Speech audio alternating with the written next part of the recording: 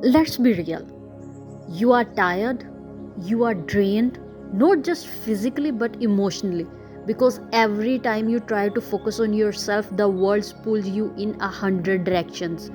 But hear me clearly, you are not here to fix everyone else, you are here to rebuild you. Today is about one thing, putting you at the center of your life. Not someday, not when it's convenient, every single day. Let's talk about how you do that. You are not broken, you are rebuilding.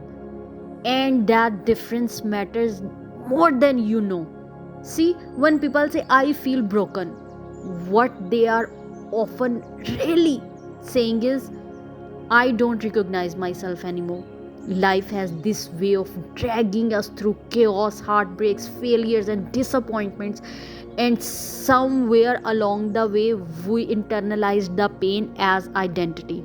But if you are not broken, what if you are just in a process of becoming someone stronger? Pain can feel like destruction, but sometimes it's just construction in disguise. The old version of you, the one who tolerated too much, dimmed your light, stayed quiet when your voice wanted to raise, that version need to be dismantled. And yes, that hurts. Growth often feels like loss at first, but you are not a pile of mistake. You are a work in progress. You are someone under renovation. That doesn't make you weak, that make you human, that make you courageous.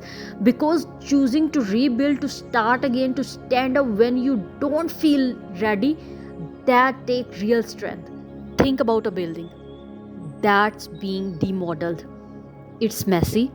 There's dust, broken walls, exposed wires. From the outside, it doesn't look like progress. But to the architect, every piece that's removed is a step closer to the masterpiece. That's you. Things may be falling apart, friendships ending, relationships ending, career shifting, emotions raising, and it's tempting to label it all as failure. But it's not. It's transformation. You are not being punished, you are being prepared. The truth is, real growth doesn't happen when everything is going well. It's happen in the mess, in the dark, in the quiet moment when no one is watching and you still choose to show up for yourself. That's when you are building new strength. That's when you are laying the foundation for a future version of you that doesn't settle, that knows their worth, that walk with clarity and conviction. But here is the key. You have to stop calling yourself broken. You have to stop replaying the old story of, I am not enough, I have messed everything up, I'll never get back to who I was. You are not supposed to get back to who you were. That version of you wasn't built to carry where you are going. You are evolving, you are shifting. And that means letting go of the past, not because it doesn't matter, but because it's not blueprint anymore. When you label yourself as broken, you stop trying. You wait to be fixed, but you don't need fixing. You need rebuilding. And that requires action, not big dramatic gestures, but small, deliberate steps. A 5-minute walk, a deep breath when you feel overwhelmed, a journal entry instead of bottling things up, a boundary that protects your peace. Those little things are the bricks. One by one, they form something solid, something unshakable, something new. And it's okay if no one sees the progress yet. It's okay if no one claps for you right now. This is not about providing anything to anyone else. It is about honoring yourself, about looking in the mirror and saying, I am not to be who I want to be yet, but I am not who I was. I am rebuilding. And that's enough for today. People might not understand that you are doing. They might ask, why are you changing? Let them. You don't owe anyone a version of you that keeps you stuck. You don't need approval to evolve. In fact, if people can't respect your growth, they were never invested in your well being. only in their comfort. Rebuilding takes time. It's a slow, frustrating, and sometimes invisible. But if you stay with it, you will wake up one day and realize you don't hurt like you used to. You don't react like you used to. You don't shrink like you used to. That's not luck. That's not coincidence. That's your effort. That's your discipline. That's your decision to fight for yourself even when it would have been easier to give up. So, you are not broken. You are becoming. You are learning how to be the architect of your own life. How to look at the ruins and say, this is not the end. This is where I begin again.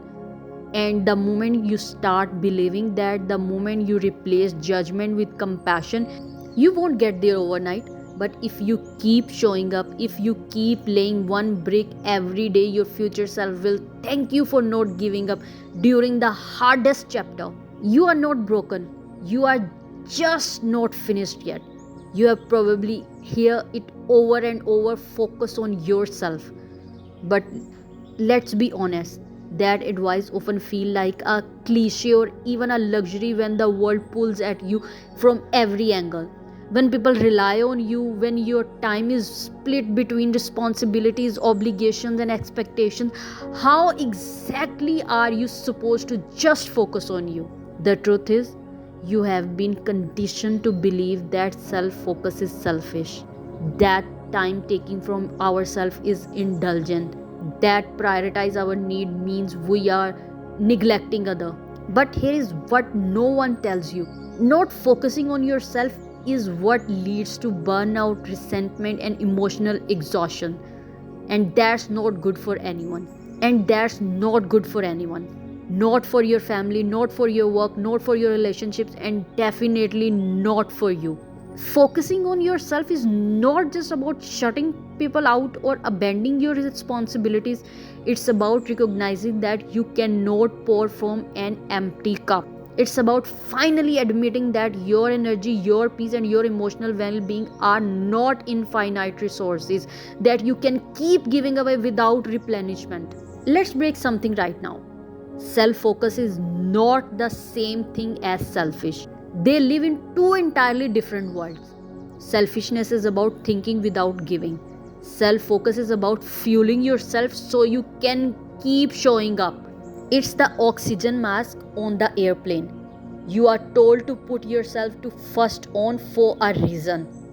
You can't help anyone if you are grasping for the air. Every day that you push yourself to the back of your own priority list, you send a message to your brain and your soul that your need doesn't matter, that everyone else's problems are more urgent, that your growth can wait. But how long are you going to wait? Because days turn into weeks, weeks into years, and before you know it, you don't even recognize the person you have become. Let's be clear, you are not here just to survive your life.